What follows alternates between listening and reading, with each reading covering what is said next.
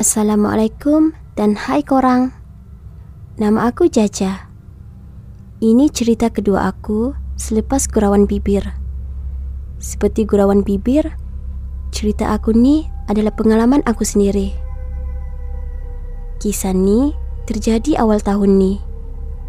Masa ni aku tengah jalankan klinikal di salah sebuah hospital di Pahang bersama 5 rakanku yang lain. Syasha, Ika, Bila, Biha dan juga Arfa. Pihak hospital pun benarkan kami menetap di asrama jururawat sepanjang tempoh klinikal kami. Satu bilik dikongsi 3 orang, manakala tandas dan bilik air berada di luar bilik. Aku, Syasha dan Ika berkongsi bilik yang sama. Pada malam pertama kami di situ, sekitar pukul 2 pagi, aku tersedar oleh bunyi yang datangnya dari arah loker. Loker tu terletak di penjuru dinding bilik, bertentangan dengan katil kami. Daripada baring terlentang, aku pun bangun sedikit untuk melihat loker tersebut. Bertemankan cahaya bulan dari tingkap dengan membelakangiku, samar-samar aku lihat sekujur tubuh sedang selongkar barang di bagian bawah loker. Aku tak pasti apa perbuatannya pada waktu itu, tapi kedengaran seperti bunyi barang dialih atau disusun di dalam loker. Aku tidak berfikir negatif, sebab aku kira Ika yang mengemas barang-barangnya ke dalam loker.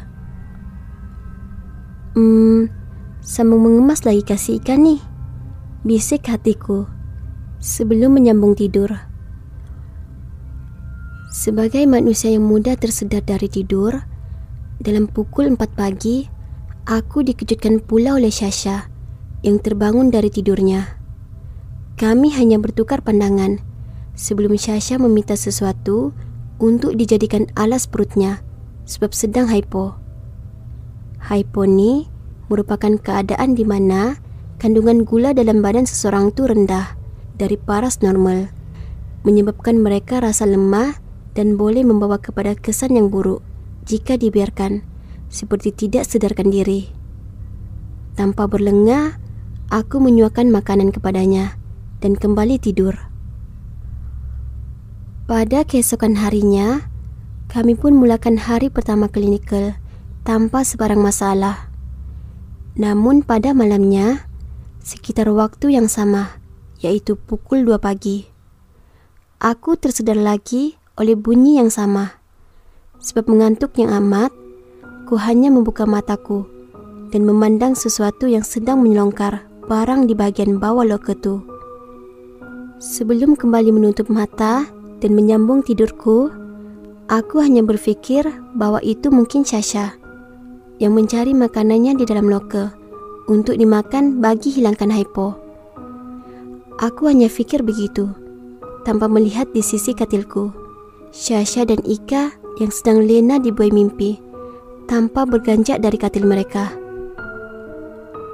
Pagi esoknya, sedang kami sedang bersiap-siap untuk menjalani klinikal, aku menanyakan Syasha perihal semalam. Aku pun cakap, "Syah, hypo lagi ke semalam? Bangun makan apa aja lah?" Niat di hati hanya ingin berbual kosong. Syasha pun jawab, "Tak bangun pun semalam, tidur ja." Aku pun, "Oh, ingat kau yang bangun selongkar loker semalam? Ika lah tu kot, tak settle kemas barang lagi tu." Ika pun jawab, "Aik, mana ada? Aku dah settle kemas petang lagi dengan Syasha. Kau je belum kemas." Aku pun, "Hah? Korang ada tak bangun pergi kat loker 2 malam ni?" Ika dan Syasha pun jawab, "Tak adalah." Jawapan dorang berdua tu buatkan aku tidak akan dapat tidur dengan tenang sekiranya aku terjaga lagi oleh sesuatu yang berjaya mengejutkan aku dari tidur untuk 2 malam ni berturut-turut. Namun alhamdulillah, tidurku lena tanpa gangguan seperti malam sebelumnya. Aku juga bersyukur sebab makhluk tu hanya membelakangiku dan tidak menunjukkan wajahnya kepadaku. Mungkin itu adalah caranya untuk memperkenalkan dirinya atau untuk menyatakan bahwa dia merupakan penghuni bilik itu sebelum kami. Mungkin juga itu hanyalah permulaan permainan gangguannya, sebab aku hanya sempat berada di sana 5 hari sebelum aku pulang ke rumahku yang terletak di Terengganu pada hujung minggu. Perancanganku hanya sekadar bercuti di kampung untuk 2 hari. Namun, pengumuman PKP menyebabkan tempo klinikalku ditunda lagi sekali. Dan insya Allah, pada bulan depan, aku dan rakan-rakanku akan kembali menjalani klinikal. Dengan itu, bilik itu sudah ditinggalkan selama hampir 2 bulan.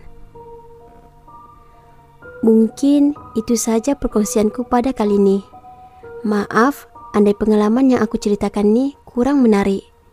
Jika ada masa, akan aku ceritakan pengalaman seramku yang lain. Sekian.